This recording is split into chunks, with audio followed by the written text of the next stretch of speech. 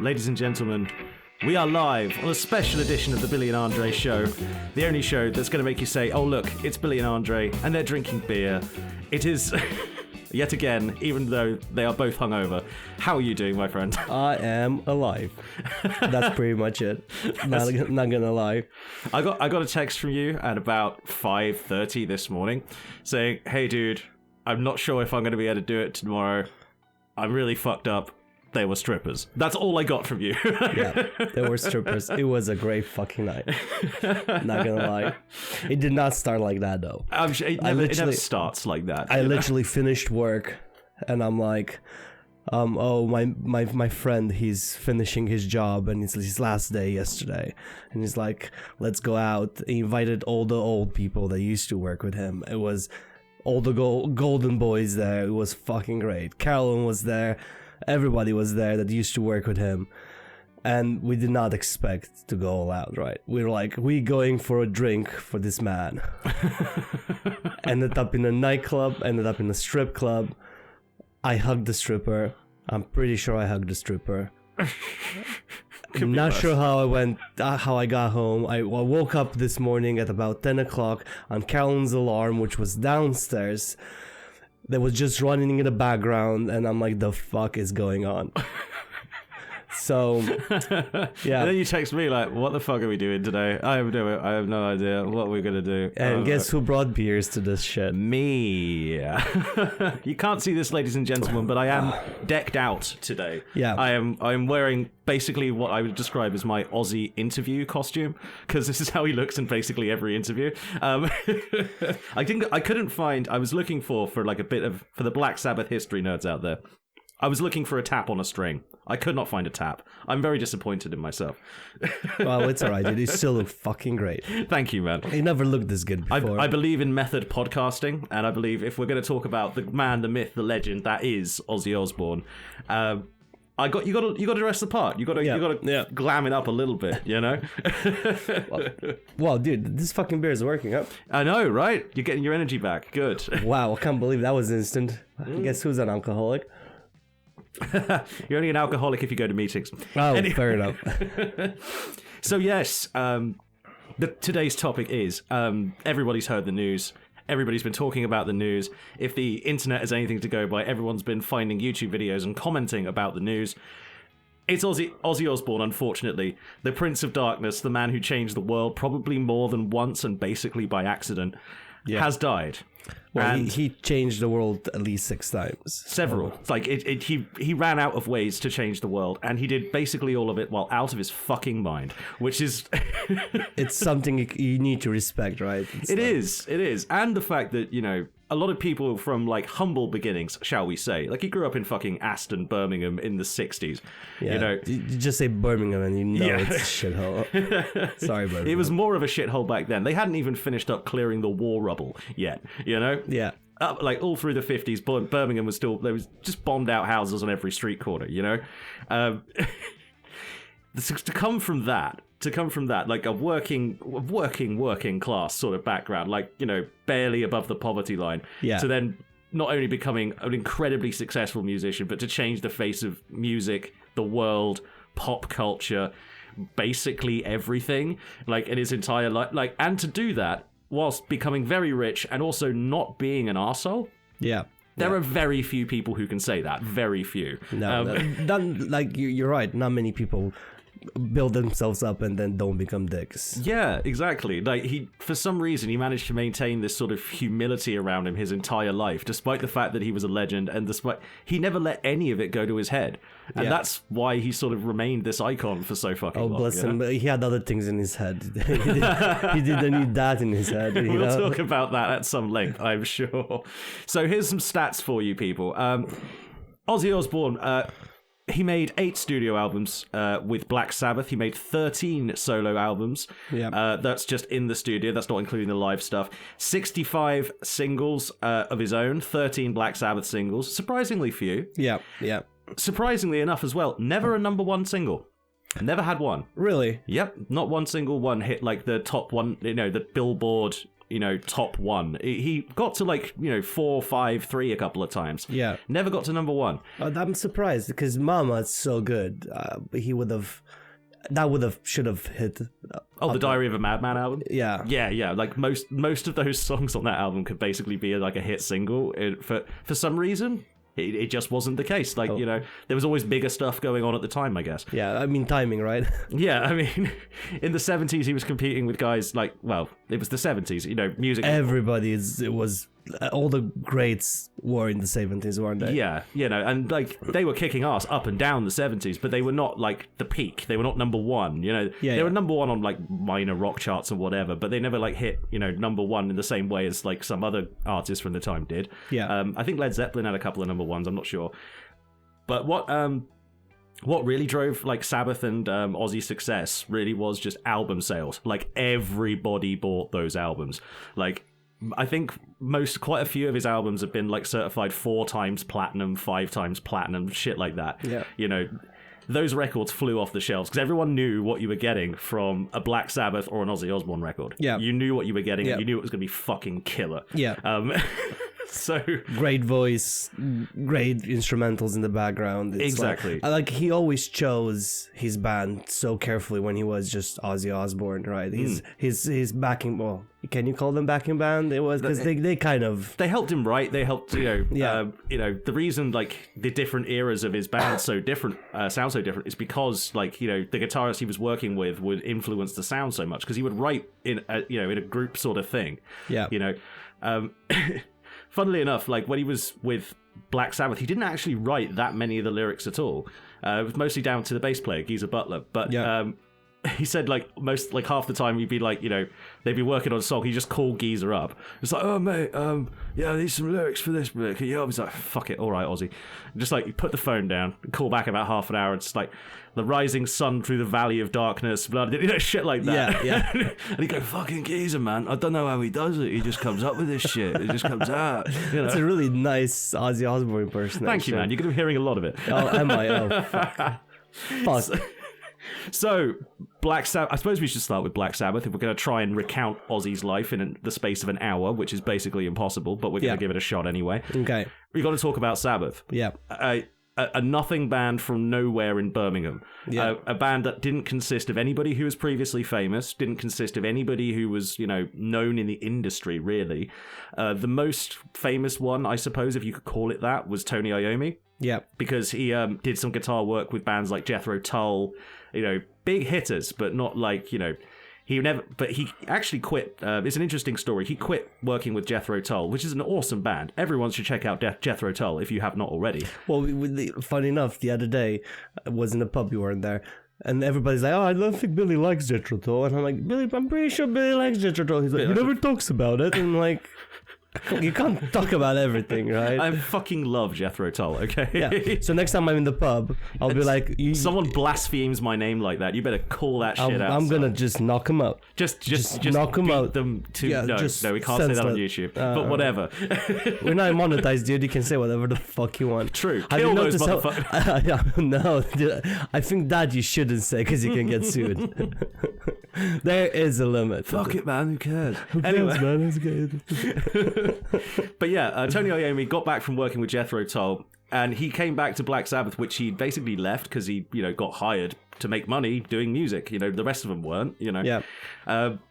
He was when they sort of reformed. They sort of got this new work ethic, and Iommi sort of had this new sound that he wanted to try, and everybody was like, "Yeah, right, we've got our star player back. We're back in." Yeah, and even. The funny thing is, they didn't actually want Ozzy in the band to begin with because they knew him from school, and Birmingham high schools, big high school, they all sort of knew each other sort of vaguely. They kind of didn't want him in the band because he was kind of a pain. Like he would just do random shit. He would show up wearing like a tap on a bit of string that he found at a construction site. He would show up without shoes. He always looked like he was out of his mind because half the time he was. When drugs were good and cheap. Well, this is actually before he was on massive amounts of drugs. This is just when he was couldn't afford it. He would have been on massive amounts of drugs, but he couldn't afford it. Couldn't afford it yet. Yeah. When he got there, okay? There's a great quote. He said, because someone challenged him. Like, I wasn't the person who introduced Ozzy to cocaine. That's just a rumor. And Ozzy was like, yeah, man, it was definitely that guy. Because when you grow up fucking piss poor in Birmingham, and the best thing you've ever had is a pint of beer. You know what the first taste of cocaine was? You remember that shit because it's like having your first fuck in it.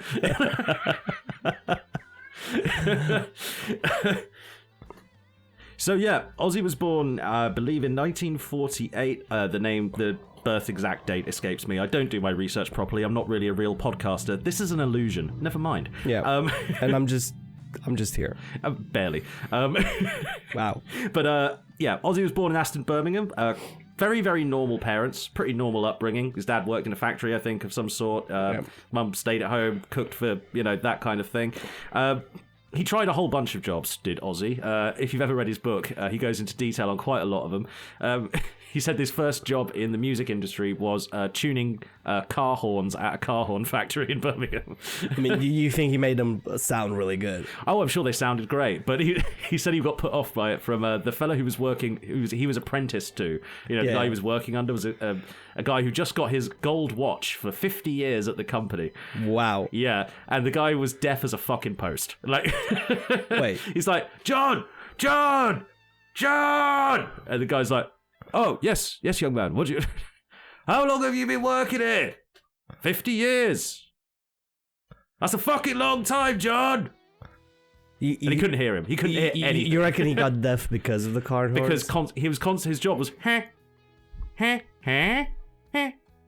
we go. Okay. That was it. Basically, for 8 hours a day. I just imagine Ozzy going there being like, do, do, do, do, do, with all the car horns. Imagine that with car horns. How good was it? I mean, isn't that basically a Bill Bailey skit? I'm pretty sure Bill Bailey did that. Yeah. Okay, I'm sorry. Playing Enter Sandman on car horns. Yeah.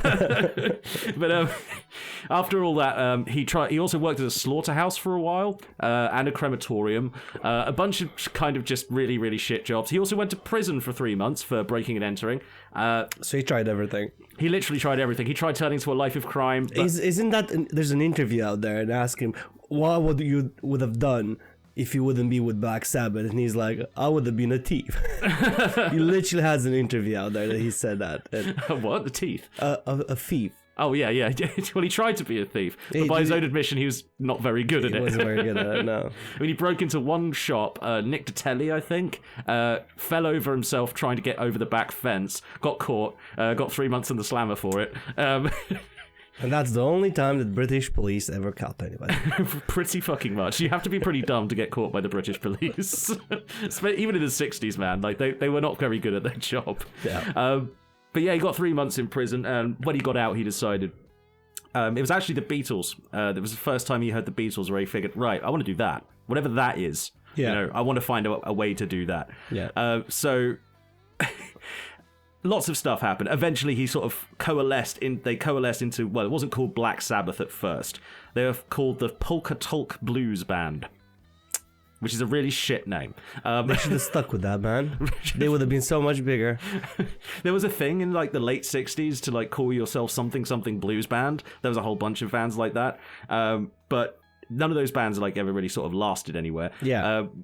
But they decided, okay, right, we're going to change it. And the drummer, Bill Ward, came up with an idea. And he said, right, well, you've got to fucking think of this on a big billboard, right? You lit at the Big Bong thing? No.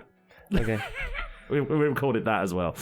Oh, you recorded this as well. Okay, cool. Sorry, Andre just had to go and rescue his cat from the giant cardboard box that it jumped in. Because, of course, it did. It's a cat. And then he was holding on to... what's this foam called? The soundproofing foam, yeah. Yeah, he's just holding with both paws. It was a very adorable image. I might post it on this video. Fuck it. Okay. Just put it as a background to the thumbnail. Literally. He's a black cat. He is a black cat. So he's going to go with that. He knows what we're talking about here. So anyway, the band changed names to Earth, which was, kind of fun. Like, sounds like a good name for a band. The problem is they're all from Birmingham. So instead of Earth, it goes Earth. Earth. So they figured they all sound like morons when they say it, so they changed it. There's a bunch of different stories like contesting where the Black Sabbath name come from.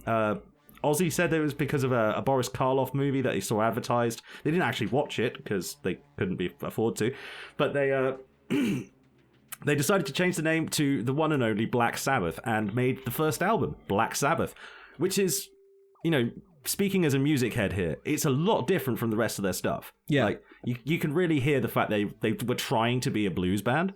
They were trying to be like, Jimi Hendrix style kind of heavy rock rather than metal. They hadn't really come up with it yet. Yeah. If you listen to like, The Wizard or Behind the Wall of Sleep, songs like that, you can really hear like the sort of blues sort of fantasy influence rather than any of the heavy stuff. Then it comes along to the title track, Black Sabbath, on the album Black Sabbath by Black Sabbath. And try saying that 3 times over. I know. But absolutely cracking song. Brilliant use of the tritone, the really dark and murky sounding things. And it's like 3 notes. There's only 3 notes in it. Ozzy's voice basically carries the whole thing because he's just wailing in it. So you reckon at that point they're like, all right, we're keeping her. Yeah. It's like, we can't, wait, listen, it's that works really well. We can't. For that style of music, his voice was fucking perfect. Yeah. Because it's the first Black Sabbath, Black Sabbath, it's just an anguished scream. It's just like, oh God, no. But here's the most amazing thing, right? His voice, even though it's very penetrating, now looking back at it and listening to him sing, but at what point he decided to be like, my voice is actually good for recording music, because it doesn't sound like you would look at him and be like, no, you shouldn't do music, dude. Your voice is really deep and penetrating. Maybe you don't want to do that. And then he goes, rah! And you're like, all right, cool, you can stay. Like, Go like, fucking crazy. I want to experience that, or where he decided to be like, yo, with this voice, I need to make music, man. And then he made music, right? I think he only basically decided to become a singer because he couldn't play an instrument. And he ran out of things to do, right? Yeah, well, he did everything under the sun. Well, he never learned to really play super well. He never he never had much of an eye for the theory of music, really. Yeah. The most I ever saw of him doing that would be considered like classically trained shit was when he used to do vocal warm-ups. He used to do like scales. Yeah. Because just to keep his voice going, because you need to do that. You need to exercise it and whatever. But he never really he's one of those people who has like a voice that can hit the right note. Like he has pitch. Pitch is fine. Yeah. It all sounds in key with the rest of the music. But the sound quality is just like, wait, is that a guy who can that guy really sing, or is he just sort of making noise at a pitch? And it's I think that's second one. It's one of those things. Like he's not a natural born sort of singer. He just made it fucking work. Yeah. Yeah. The early sort of Sabbath stuff was all like really horror themed. It was all black. It was all evil, Satan, death, madness. Chaos, war, blood. Is that the sort of period when he got the name of Prince of Darkness? No, that actually came from his solo career for the most part. I think it did anyway. But Black Sabbath's like early stuff, it was all very horror theme and very with the occasional like random shit thrown in by Ozzy. Fairies Wear Boots comes to mind, which is just a story about him like meeting some skinheads and while he was fucked up, and like the whole point is that, oh wow, look, fairies wear boots. Fairy being an old-timey word for gay people. Basically, it was him taking the piss out of skinheads, which I think is great. I'm surprised he didn't. Like, all the skinheads listen to Black Sabbath. I know, because they don't understand. If they understood that they were being called gay by it, then maybe they wouldn't.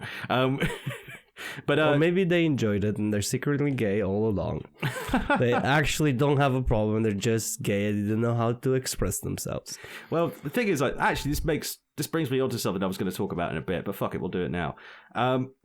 When I was a kid, right, learning about music, discovering music. I can't imagine you being a kid. I was basically the same. Even including the height. But when I was discovering music, Black Sabbath was one of the first ones I sort of gravitated towards because like I heard Paranoid somewhere and I was like, well, that's interesting. Those first chords, like that's a good song. Ooh, you just hear that song. First like jang jang jang do do do do do do do. Not only does it sound fucking good, it sounds like I could play that if I learned. So I got basically all of Black Sabbath's discography. And then I find out, right, because I went to a school with a bunch of what can respectfully be called chavs, They were nice they were posh chavs, but they were chavs, and they were nice chavs compared to the bad chavs. Yeah, kind of. Yeah, they were dressing up in tracksuits chavs rather than stabbing people chavs. But they isn't like side note. Isn't chav used for the female version? No.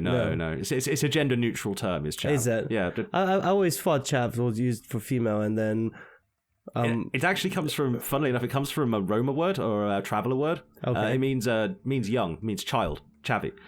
So someone says chave, like it's pronounced different, but like chave is a traveler word for child or young person, basically. So basically, chavs is like you little kids. So that concludes our educational part of the video. That does, yes. So, but yeah, all the chavs, even like the ones who were like, yeah, mate, like 50 Cent is like the coolest, innit? Even those guys who were doing the fake London accent, they were still Sabbath fans. They still heard Paranoid. They still got it. They still listened to Sabbath, and it was like. It's weird, like, a band that was so divisive was so bringing everyone together, like, so many years later. There's songs and songs from Black Sabbath, right? There's songs which general public will listen to, and then there's songs the general public will absolutely refuse to listen to because they're like, oh, that doesn't sound right. Yeah. Because it's I think that's with heavy metal in general. There are heavy metal songs, and there's sort of, more progressively like System of a Down. Anybody will know System of a Down. And everybody knows Chop Suey from System of a Down. They're like, oh, that's a great song. But they're not going to go listen to Ego Brain. Or Aerials or anything like that. They're like, what's that sound? Right? So it's like, but Black Sabbath did it right. It feels like they always had a song for general public, and then they had their whole other side where normal people... We're not normal. Yeah. For the hardcores. For people like us. For the people like us that actually like to sit down and listen to a whole album from beginning to the end and be like, what's the story behind it? But general public will just listen to one song and be like, that's a good song, man. Yeah, and put that on the radio more. Yeah. And then we listen to it and we're like, oh, what's the story behind it, right? Sitting down with an album and just trying to figure out what are they trying to say. And sometimes you listen to a whole album and they didn't say anything and you just made that all up in your head. Sometimes they just wanted to talk about how great weed is. Yeah. Which is the song Sweet Leaf off Master of Reality, by the way. Check it out. It's a good song. They all are from that period of Black Sabbath, in my opinion. So when I first heard Paranoid, and then I dug into the rest of their set, their discography, like the first 4 albums mostly. What I didn't realize until much later, the first album was made in a day. Shut up. Yep, they recorded it in 1 day. The second album, they had a bit longer. They made it in 2. Paranoid was 1 take. Pretty much. 1 take and then a bit of dust touch up at the end. I mean, they couldn't afford to pay for a second day in the studio. No. They're like, we got 1 day, boys. We make it work.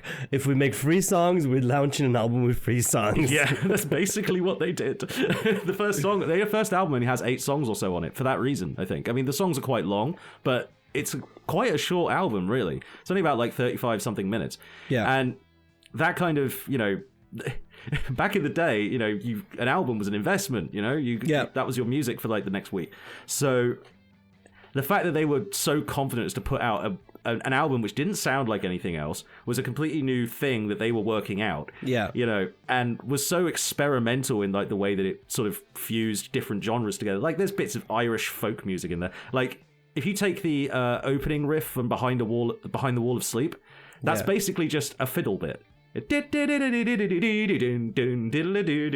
a fucking Irish hoedown, man. Yeah. They just nicked that from folk music. It's great. Just throwing shit at the wall, see what sticks. And then everything stuck. And then literally all of it did, yeah. I wonder what they had for dinner. Oh, right, I got a song right about fucking Gandalf from Lord of the Rings, right? And that was the wizard, They just made shit up. They even threw a cover in there, I think it was a cover of Wicked Woman. They threw that in there for because they wanted to. It might work, man. We want work, let's just do it. Are we going to be a covers band? No, they're not going to be a covers band. You're going to be Black fucking Sabbath. They're going to be. They probably were like, listen, let's just see which path. It's like what we're doing at the moment, right? With this podcast, we're just throwing everything at the wall. Every week we talk about something different.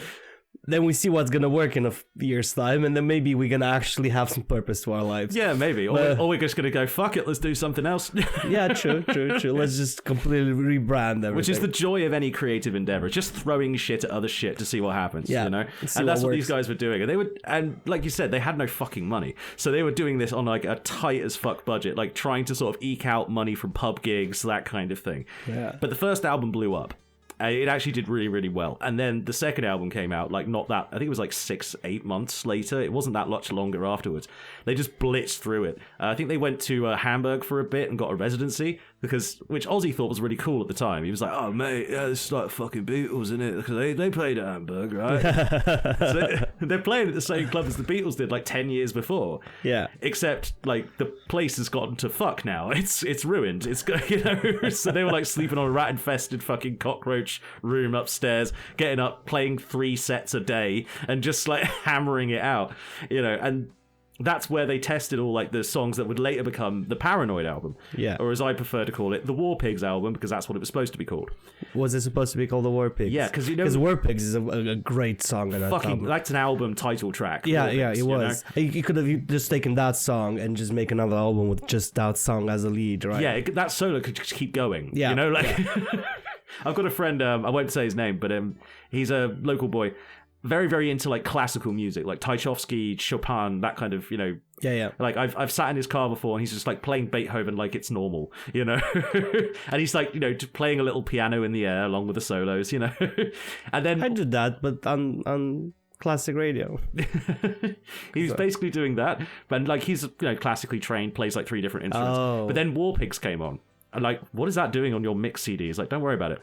And then he's just like absolutely hammering, like headbanging along in this little yellow Fiat that he's got, looking like an absolute twat. But we're both doing it then because like, fuck yeah, it's War Pigs. Yeah, you know? You have to. If War Pigs is on, you have to. You stand up and pay respects, man. You need to. It's just such a great song. It's a fucking tour de force, and obviously that should be the name of the album. That's why the album has a guy with a sword on it, you know, because it's supposed to be War Pigs. The label basically made them change it at the last minute because they realized that Paranoid was going to be their single. Like, it was going to be the gold single that was going to make or break them. And it did. You know, Paranoid kicked off. The album sold fucking gangbusters. And all of a sudden there was this new type of music around.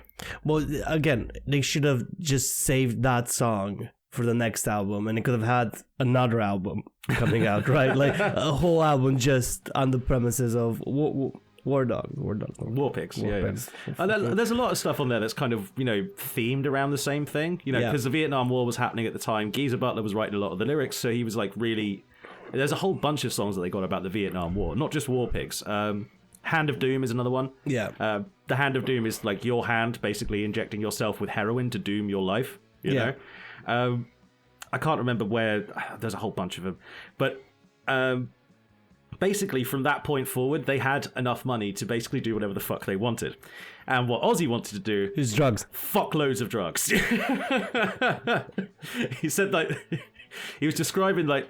Bear in mind, like, Ozzy does come from literally fucking nothing. And it's, like, nothing Birmingham, nothing. From the 60s, nothing Birmingham, nothing. So it's, like...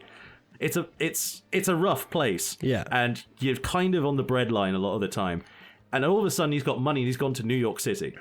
What the fuck does, like, a man from Birmingham who's never been to, like, you know, he's barely been to London, goes to New York. Goes and finds a drug dealer. He gets him on speed dial and does a lot of drugs. He does. And that's why he does.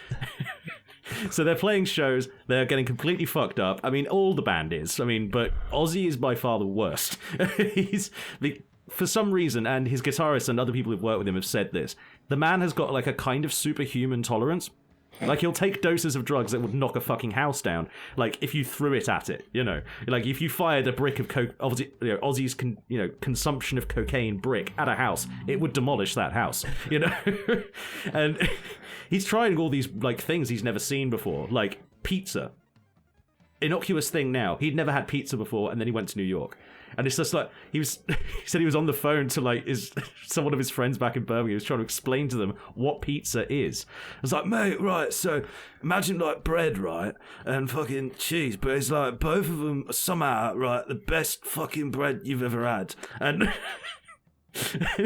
And even in his book, he says, like, I can't fucking describe what it was like, you know, because A, he was off his tits, but B, he was just like, everything was so new. He discovered the idea of munchies, right? Yeah. Like, it's like, what's the best thing for munchies? Pizza. Had pizza for the first time with munchies. He's like, this is like the best thing. This is the fucking best thing that's ever been created by man. Gotta love the man. Gotta love the man. That's the thing. He kind of approached everything like that. You know, he was always this wide-eyed kind of, what the fuck's going on, man? Let's have a fucking good time, innit? Have you seen the short that's going on the internet? First time he ever tried a mint refresher. One of those little patches that you put on your tongue and it dissolves and disappears. Those. Oh, God. And she's trying to give him this bread refresher. He puts it in his mouth and he's like, this tastes like shit, doesn't it? Honestly. That's the thing, like, kind of like most of the humor from the Osbournes, thinking about it, because I was watching a bunch of clips, like, getting ready for this. Quite a lot of the humor just comes from Ozzy trying to figure out some, like, new technology and not being able to fucking do it. Because it's like, fuck, it's this space age bullshit, man. Like, I'm fucking pressing buttons and now the fucking screen's gone off. Jack, fucking come help me with this fucking television. Or the one with the cat one. The cat and the chicken. Just look up Ozzy Osbourne cat. I'm not gonna spoil it. You need to watch this. The clips are out there. Go watch them. It's a better show than you remember. It's the best. It's absolutely the best. But yeah, so all through this, like they're going through, they're making music. They get to the fourth album, Volume 4, one of my personal favorites, has a whole bunch of fucking songs on it which are absolutely killer. Snowblind, which obviously is about doing shitloads of cocaine. Supernaut, which is also about doing shitloads of cocaine. A lot of that album is about doing shitloads of cocaine because that's what they were doing when they made it. There's probably on every single album a song about doing drugs. Oh yeah, there's at least one song. At least, like, Volume 4 has all of them. Several, yeah. All of them are about drugs, but on the rest of them, there's like at least one song about doing drugs. To quote Ozzy himself, he said, when I listened to Volume 4, I could fucking hear how many drugs I was on. It's like I could taste it on some of them. Because they were living in this big mansion, like, let's say, basically rented with all their, like, production crew and whatever. And then the crew, the fucking, you know, the guy who, like, wheeled their instruments around, everyone was fucked the entire time. They were taking acid in the pool. They were, like... they basically had, like, drug dealers, not just on speed dial. They had drug dealers move in with them, you know, and just like, live there. Just make it easy for all of us. You get just the second... Come here, man. Just come just upstairs, second room on the left. That's yours. Yeah. Whatever you need to do in there. You got your own bathroom, man. It's going to be fucking sick. It's an ensuite, man. It's all right. I don't have to sell you if you fucking get on with it. But just don't bring people over, right? It's like, it's one of those rules, right? You can use the kitchen, you can use the living room, but you can't bring people over. I don't know if you ever rented a room in your life, but there's always that rule, like, no girls, no pets, no. When I moved in my first flat out with somebody and I rented the room from them, Karen wasn't allowed to come over. She basically moved in though. And the guy's like, wait, did she move in? I'm like, no, we're just seeing each other a lot. And he's like, yeah, because she moves in, you have to pay me 60 quid extra. And I'm like, dude, she didn't move in. So for about 9 months, she didn't move in. She was basically living there. Nice. She was there all the time. And then he turns around and is like, you're lying to me. I'm like, no. Well, listen, if it makes you feel better, I'll start paying you more. And live there for like a year and a half. Which is basically an admission of guilt. Like, you know, I'm just going to give you money because I make you feel better. Just leave me alone, man. She's just coming here often. It's okay, you know. I'm that good. She can't get enough of me. But she basically moved there. Did you have to like hide her in the cupboard sometimes? No. Come on, dude. We're adults. Image of you like sliding a secret bed out from under We're the adults, bed. dude. She climbed out the window. Come on, be serious. Like. So yeah, basically for like the entire 70s, Ozzy with Black Sabbath, making some of the best and most important music to ever fucking exist, basically invented a new genre. People forget that, but Black Sabbath invented heavy metal. There isn't, you know, people talk about like, oh, well, what about this kind of metal and this kind of... It all stems back from Sabbath at the end of the day. Some people would say Led Zeppelin. I disagree. I think Led Zeppelin are a really good heavy rock band. They're not a metal band, you know? They're just not. The themes aren't there. The atmosphere isn't there, you know? everything that metal would become, you could basically find in some form in Sabbath and Ozzy's music. Because you got like the goths who took like the atmospheric kind of, off-key, off-chord kind of tritony. Then you get your Cradle of Filths and your shock rockers like that. Yeah. Then you go for like technical and solos, and you get your sort of more classical kind of metal. You get Ozzy's voice, and you get the operatic, symphonic sort of metal, because he kind of had an opera voice without ever being trained for the opera, which is mad. I mean, some people just got it, right? He just did, know, and he never seemed to sort of realize it. He says in his book at some point he was discussing with somebody about whether he should go take like music theory lessons, and then he realized that, hang on, I've been doing fucking fine without it. I don't fucking need that. I might lose what I've got, Well, you reckon he could have got better? No. If he did? No. I mean, you've seen him live, haven't you? No, I haven't seen him live, unfortunately. This is one of the biggest regrets of my life. I never seen him live, right? Him and Dio. Yeah. So those are like big regrets. Like when I had the opportunity, I'm like, nah, I'll see them next time. And the moment you say you're gonna see them next time, it's probably not gonna be a next time, right? Never say that you're gonna see them next time, because you never know. You never know what's gonna happen, right? Yeah, exactly. Like Dio, the same year that he passed away, had tickets for that one. Yeah. And yeah, I got my money back, but it wasn't worth it. That must be like the worst money you ever got back, I'm like, I don't want the money, I want Dio. It's like, can bring you just him the fuck back? Yeah, just bring him back. Just crawl into hell, because he probably went to hell, because he's that kind of guy. He's like leading a legion down there. Yeah, now, no, because Dio is a phenomenal human being. Oh, right? yeah. He's great. He probably ended up at the pearly gates of heaven, and he's like, no, man, I don't want to be here. He just crawled himself down. He's like, no, I'm going downstairs where all the cool people are, man. I'm going to go see my friends rock and roll. Yeah. But, well, imagine they're rocking now in heaven, both of them. I fucking hope so. I never knew if they got on or not, but I imagine they did. No, dude, it's a whole thing. It's a massive band up there, because all the greats are up there now. Because we constantly just losing phenomenal people. Yeah. And they're all up there fucking... I imagine they're rocking with Prince. This is what Prince is producing. Prince is like producing he's just the producing, set. He's doing the set. He's doing everything's wired for sound up there, as Prince would want it. Yeah. But yeah, Ozzy basically carried on with the drugs, and he managed to exceed even the rest of the members of Black Sabbath, who were doing their damnedest to try and keep up. Like they were not, they would say, well, Ozzy's drug use and drinking was too much. It's like, everyone was in the same boat, dude. Come on. Like, even like, Ozzy said, when they were partying in this mansion all the time, there was just so much cocaine. Someone went to go change the air conditioning and accidentally pressed the silent alarm that calls the police. Well, they've got a mansion full to the brim of bricks of cocaine being shipped in by the fucking pallet load, and all of a sudden the cops are screaming up the driveway. So Ozzy and this roadie run into a toilet, try to flush the coke down the toilet. The toilet blocks, so it doesn't work.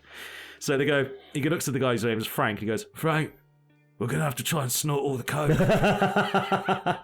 So they're just spooning it, like with a teaspoon, into their fucking nose. And then, like, halfway through, Frank's like, Ozzy, man, I can't fucking do it. And it's like, nah, man, you got this, just keep snorting, right? So you can really feel his heart climbing out of his fucking neck. And then he hears the cops come in, and they speak to the maid, like this little Mexican lady. It's like, oh, is there a problem, officer? Like, oh, no, we just wanted to see if there was any issues. Oh, no issues. Oh, someone's probably pressed the alarm button by accident. We'll just turn that off. And then he left. And he just sat there like, fuck. The police, because they were in the United States at this point. They were in LA, yeah. So they have no right to actually go inside of your house if you don't allow them. True, right? true. Like, I'm not completely sure what the rules are here, but every time I get a police officer at the door because of the people downstairs, right?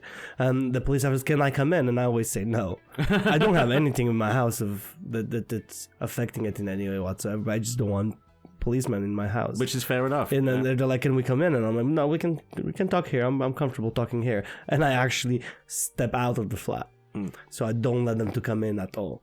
That's probably fair, to be honest. Which is like, yeah, they're always nice, and they're always asking the same questions. Did you hear anything last night? What's going on last night? And I always make up a story to make them look even worse. I really hate those people. Not gonna lie. They're just bringing the house value down just by existing. Wow, now everybody's gonna think I'm a dick. You do sound like a dick, dude. I'm not gonna lie right now. If they didn't think I'm a dick, they're gonna probably know that I'm a dick now. You're hungover. We'll blame that. No, that's not that. It's just, I'm just a dick. He's worse when he's not hungover.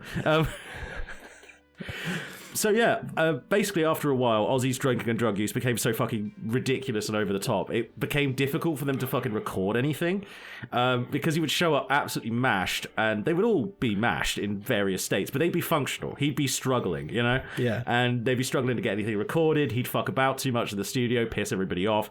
You know, they've all been sort of living in close quarters with each other for about 10 fucking years at this point.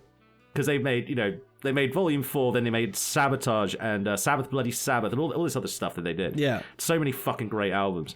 Even Technical Ecstasy, which is apparently their worst one. I mean, that's got some good moments in it. Yeah. But they made Never Say Die because they were basically trying not to die at that point. And, but Ozzy's, you know, going home, getting into all sorts of wild shit outside the studio. This is with his first wife. This is before he met Sharon, but he had a little house in the countryside. He had 2 wives before he met Sharon, didn't he? I believe this was his. I believe it was just the one, but because he has 6. Oh yeah, he has 6 kids. You know that. That's true. Yeah, his first wife was like a sort of one, like a really quick sort of over in a flash sort of thing. I think he had his first girl with his first wife. Yeah, I seen that 2. The other day. Yeah. I think I can't remember exactly. Or it was only 2. Yeah. No, I think. It was only 2 wives. You're right. But anyway, this wife Thelma, they bought a really nice little house in the countryside, and in order to try and get him to be a bit more responsible, she got him some chickens, and a big chicken coop. So Ozzy goes on a bender one day. It starts at the pub having a few drinks, and then just sort of cascades from there. He goes back to his house, which is full of, including, I've got a list here, 1,200 cases of wine. So not bottles, which he thought he was ordering. He thought he was ordering bottles. No, he ordered cases. So he ordered 1,200 cases of wine, which took up most of his living room. A giant stuffed bear, not entirely sure. I don't think even he's entirely sure how he got there. But that's his sex bear, dude. Don't worry about it. Don't question it. Move on. Okay, move on. Also, a collection of guns and shotguns. For some reason... In the UK? Yeah, you can get a shotgun license. I know. We already talked about this. Just go to the previous episodes. We already talked about it. And a horse. He also had a horse. Well, in the same living room? No, he didn't keep it in the same living room. Okay, because that would have been... I'm like, how are you keeping all this stuff in one living room, dude? What house you got? But yeah, so he goes back, drinks a bunch of the wine that he's trying desperately to get through because he bought so fucking much of it he didn't realise. I really hope it was a good wine. He has, just quote Ozzy himself, the thing about $200 a bottle wine is it's exactly the same as $2 a bottle wine. The hangover's just more expensive. Yeah, which is true. So yeah, he was losing his fucking shit. He was on a massive bender. Who knows what other fucking drugs he's forgotten that he was on. He said, he describes this in his book, all he heard was Geezer Butler's voice going round and round in his head. It's like, we're calling the album Technical Ecstasy. We can't keep doing that Satan shit forever. We're calling it Technical Ecstasy. We can't be doing that Satan shit forever. And he just describes completely fucking snapping, going out, setting fire to the chicken coop and just shooting the chickens as they run out. And his neighbour then arrives. He shot the neighbor. No. He set fire to the neighbor. No, he did point the gun at them. Oh, fair. And with their hands up, they said, hello, Mr. Osbourne. Good to see you're back from tour. Just unwinding, are we? And he's like, he's like covered in chicken blood and like feathers and shit. This was not enough for them to... there's a whole bunch of stuff that happened in that house. One, he also nearly killed the vicar. Because he was Black Sabbath, he tried to... No, this is completely by accident. So... okay. I imagine a vicar came in and like, I'm so sorry, so your colors are Black Sabbath. We need to get the demons out of you. No, it was... This is the Church of England, so it's very tea and crumpets with the vicar, kind of like, oh well, hello, I'm the vicar. I'm just going to come and see how everyone's doing in my community. It's a small village, so Yeah. He shows up. Ozzy gets back, and he finds his wife is entertaining the vicar in the lounge with a cake, and he looks at the cake and he goes, "Thelma, where'd you get that fucking cake?" "Oh, I got it from the back of the fridge, Ozzy." And he's like, "Fuck." Because that was the cake that he made with a quarter part of brownie mix. He had like a quarter bag of brownie mix and about 1.5 kilos of Afghan hash. Like, he got some hash that wouldn't smoke properly, so he made it into a cake. He put a little flag in it with a skull and crossbones so that, you know, nobody else would eat it. His wife didn't have any other cake to offer the vicar, so she offered him a big slice of that. The vicar really enjoyed it. He had 2 slices. Oh, the man was high as fuck. The man literally like got up to leave and then fell over face first, knocked himself out. So they're like, oh shit, we've killed the vicar. So they bundle him into the back of a Rolls Royce, drive to the house where the vicar lived, and dumped him on his doorstep and fucked off. At least they were nice enough to bring him home. Yeah. Well, the thing is, Ozzy thought he was dead. He was like, fuck, I don't know, fuck, what am I going to do? I'm going to find out I killed the vicar.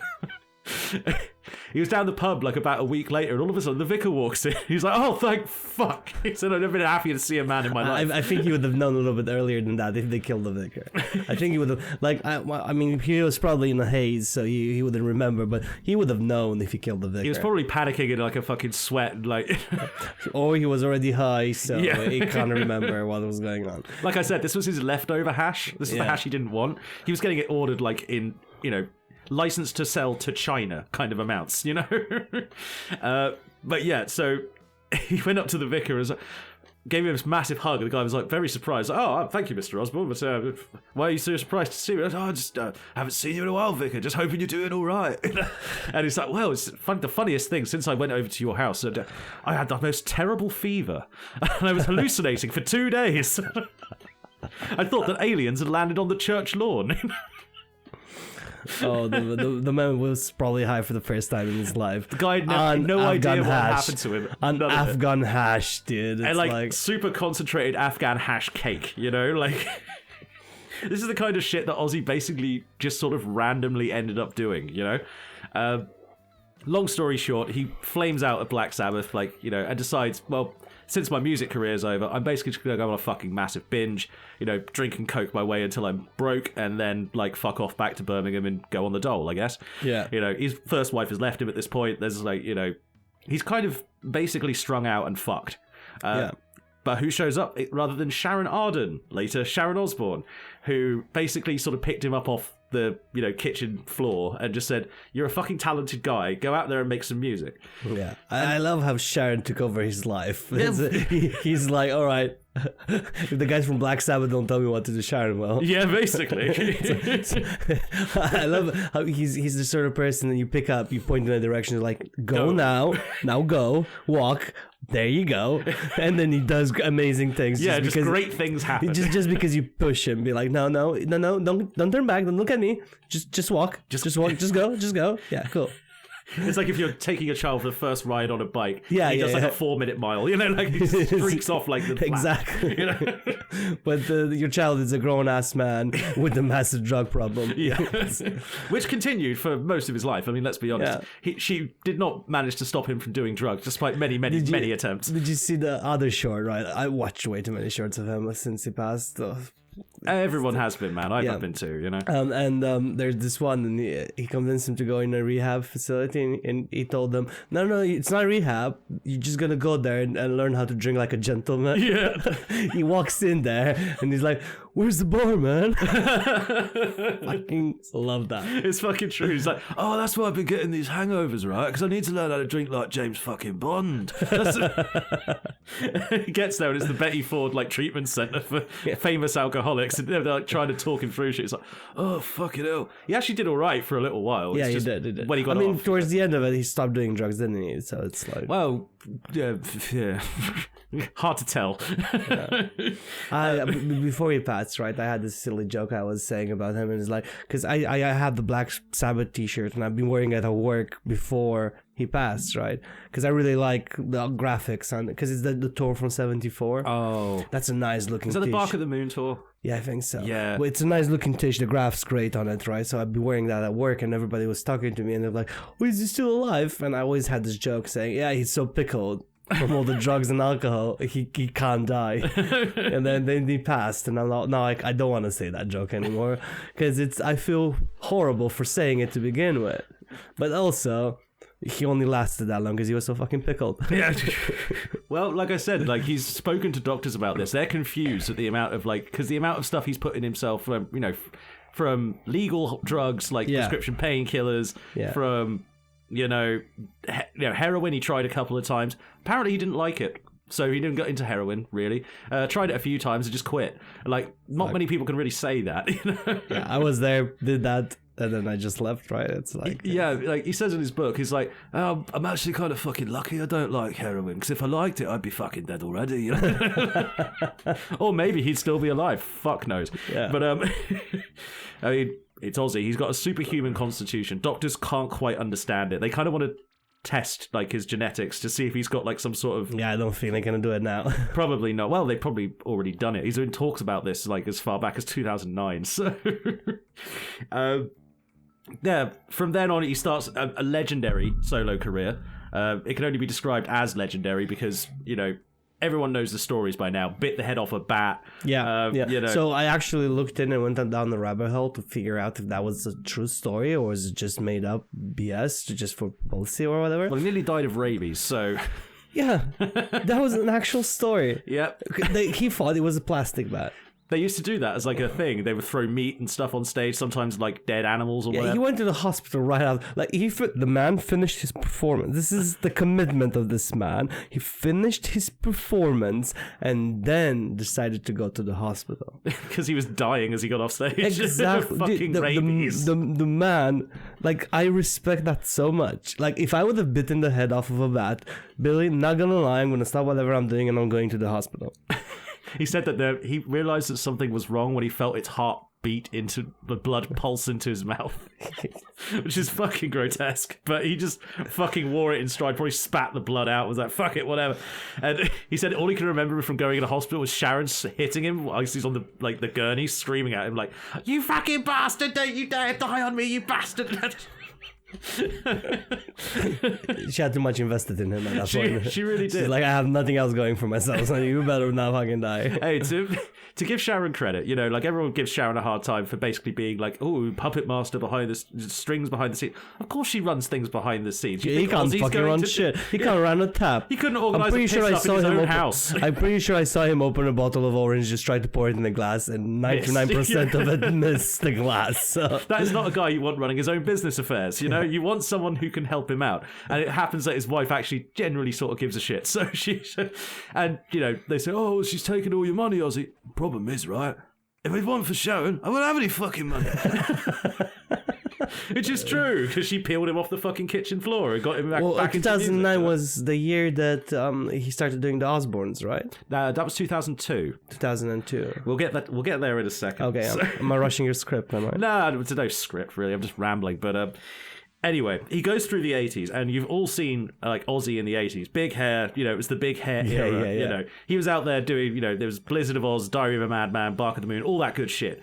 Loads of songs we all love. Crazy Train, Mr. Crowley, Walk on Water, that's a banger. Chloe's been playing that for me a lot, so I've been like enjoying that. So I love the fact that he left Black Sabbath and they're like, oh no, you can't do the Satan stuff all your life, and then he continues doing the Satan for another stuff. 13 albums after he left Black Sabbath. He's like, you watch me. You think I can? I will do it. I will create a generation of goths. Watch me. And he did. He did. Like, the thing is, like, he has no ego about it. He just did what he always did. He found a really good guitarist, Randy Rhoads, worked with him until the plane crash incident, which really fucked him up. The thing with Ozzy is he kept trying to sort of sober up, but he would sober up by, okay, right, so I keep shitting myself. This is the logic. I should stop shitting myself. I should stop shitting myself. It's probably because I'm drinking Guinness. If I switch to cognac, then it should be fine. It's like, I'm really addicted to cocaine. How about I'll do meth? I'll stop my addiction with cocaine. Just take. But then I'll be addicted to meth. But to stop that, I'll start heavily smoking. But then I'm addicted to cigarettes. To stop that, I'll start smoking weed because I don't have to smoke as much. because I'm smoking weed, but then I'm addicted to weed. Then I should, I'll just take loads of LSD. Oh shit, my brain, man. Yeah. Oh no, not LSD. Let's do mushrooms next, because you can't do LSD, man. My brain's like not handling it, and then he starts doing mushrooms, and he's like, well. He just ran out. He ran through all the prescription like painkillers in the world. Yeah. Like he would get dodgy doctors in every single country when he was on tour. Sharon was trying to stop him from doing as many drugs. I'm surprised he didn't just ended up taking two types of drugs that fight each other. It happened to Heath Ledger, right? Oh the Joker, because he took two sets of pills from two different countries, and combining them, that's what killed him. I'm surprised that didn't happen to him, right? Like taking painkillers in the UK and then in the United States and just not killing him, right? The thing is, he got lucky. Like the thing is, I don't think the drugs realized what they were up against. Ozzy fucking Osbourne. That you cannot kill this man with chemicals. It does not work. He killed the chemicals. He destroyed the chemicals with his own blood and then used it to make music. Okay, that's what he did. And he kept kicking ass all the way up and down the 80s into the 90s. He had a bunch of different guitarists, most famously Zakk Wylde. Yeah. Every single interview you see of Ozzy in this sort of time frame, for some reason, they always ask him about drugs. He's like, "Oh yeah, drugs are like totally. I've grown out of them now. I don't do them the same way I used." And he's fucking lying. You can tell because his pupils are wide as fuck. That's why he wears the sunglasses everywhere. He's trying to hide how fucked up he is. And he's. Is that why you're wearing sunglasses right now? No, because I've just wanted to embody the look. But fair enough. I was funny. You're high as fuck. I'm actually not fucked up. I could do with another beer though. Have we got any more of those? Yeah. Just pause, and we're back. Beer 2. Oh, there goes my laptop. Anyway. Right. It's a rubbish laptop anyway. That's the job. To Ozzy. To the Dark Prince. Chin chin. So, chaos and madness aside, Ozzy keeps getting himself into scrapes and issues, most famously involving, pissing on the Alamo. Got arrested for that. Apparently the Texans took it quite seriously when they saw a cross-dressing hippie taking a piss on the site of a sacred battle in American culture. You shouldn't do that. Well, to be fair to Ozzy, he met a bunch of Mexican guys the next time he played Texas, which he wasn't allowed to do for 20 fucking years. I can't remember how many years, but he got banned from Texas, essentially. On his return show, he ran into a bunch of Mexican guys outside the gig. They were like, "Oh man, you got banned for pissing on the Alamo? We do that all the time on the way back from the pub." They didn't get banned. They did not get caught, no. The Texas police were not particularly kind to Ozzy, mostly because they're the Texas police and it was the 80s. Oh, yeah. There's also one of my personal favourites. Everyone remembers biting the head off the bat. Does anyone remember when he bit the head off a dove? Twice. No.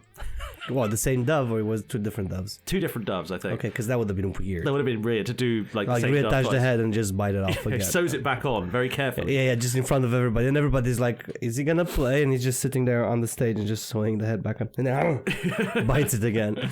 No, well, the story was him and Sharon were going to try and get a record deal signed with I can't remember which company executive it was. I think it might have been Sony or Universal or something like that. But they go into this room full of stuffed suits. Ozzy, of course, is wearing a trench coat, hungover, drunk. Let's be honest. He was probably drunk. He was still drunk. Sharon's there, trying to look businesslike, and Ozzy's smuggled in some doves, and he lets one of them out of his pocket, and lets it fly around, and says, "Yeah, man, it's a peace offering, yeah." And the dove lands next to this woman who's like, "Ugh, I suppose that's kind of cute." And he goes, "Oh, okay." Then just bites the head off it right in front of her. He didn't help himself, did he? Well, made the fucking papers, so obviously he did. And apparently he was so drunk, he eventually, when they tried to kick him out, he jumped on the table, started goose stepping up down the table, screaming, and then pissed in the executive's wine before they got launched out of the building. Well, I never understand. Did he ever make his own production house? Did he ever have his recording studio? I don't think he ever made his own. I think he had his own recording studio, but not a recording label. No, he never started. I'm surprised that Sharon didn't go down that route, because if you have, I think she might have done the later years. I'm not sure. Because if you have your own label, it's your own label. I think Ozfest basically ended up becoming the label, because Ozfest was big international festival. That was the thing they made the most money out of, because it's Download 2005 was an Ozfest. You know, it would take over the place and just fucking wreck shop. And, you know, they made shitload of money out of it. Everybody made money involved with that. Yeah, like that was to play at Ozfest. You know, that was a big deal. It's like Wacken. Do you know Wacken in Germany? No. Wacken is a small town in Germany, and they have their own festival. It's fucking huge. Nice. And I mean huge. I haven't been there yet, but I'm thinking maybe in a couple of years' time I'm gonna go, because I saw... I can't remember who I saw it's going, and I thought I should go see it.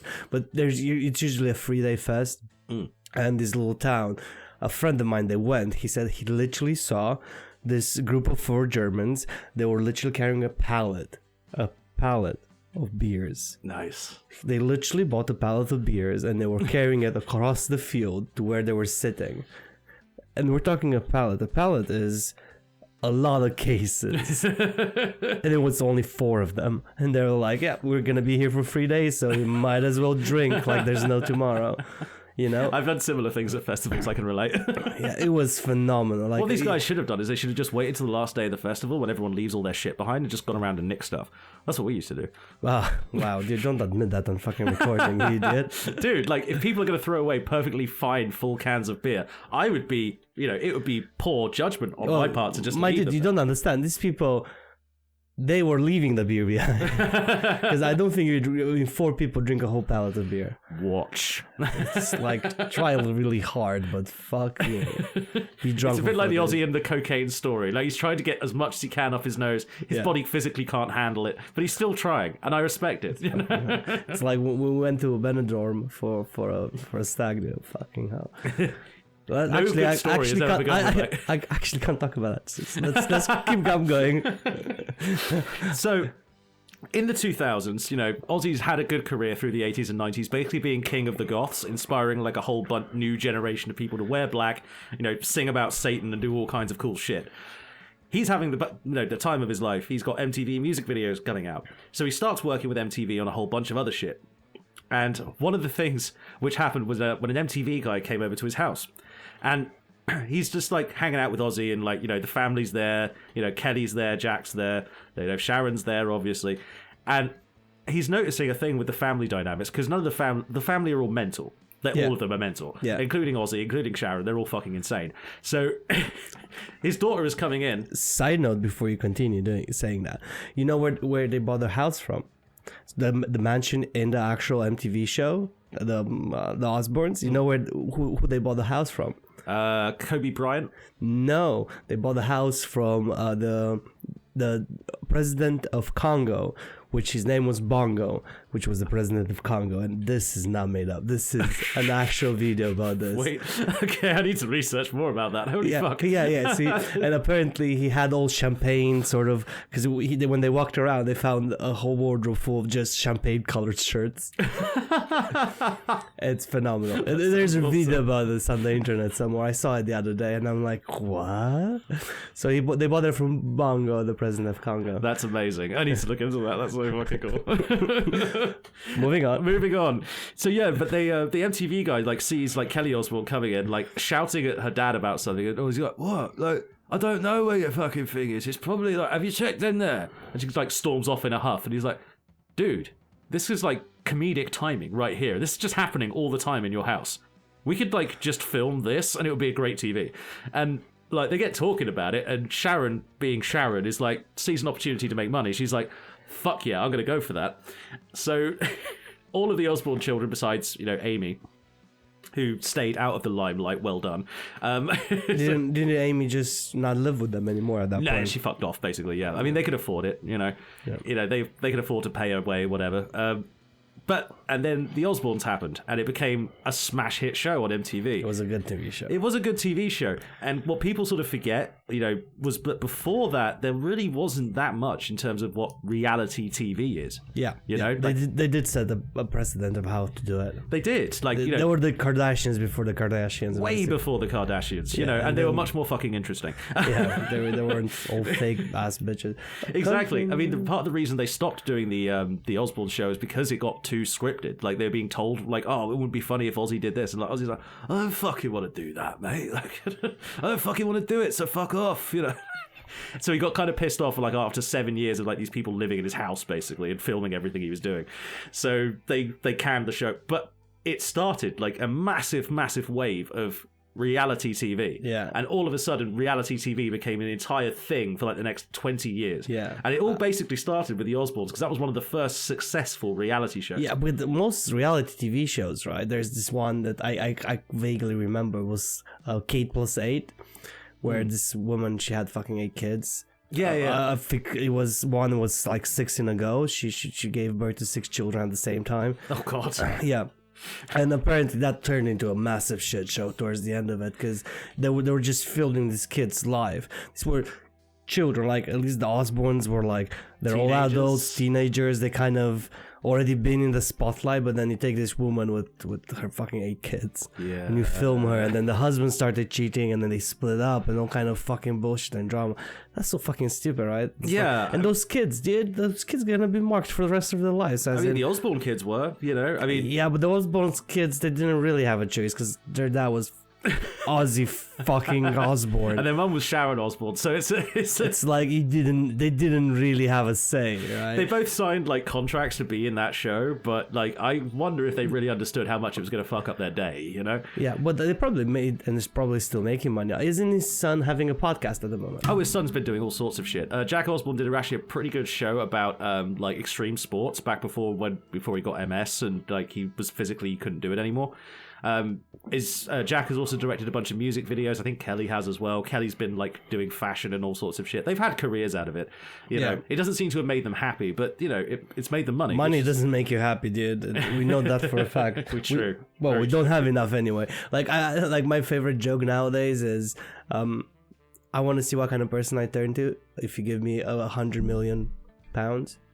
Just, you know, let's do a social experience. Give me 100 million pounds.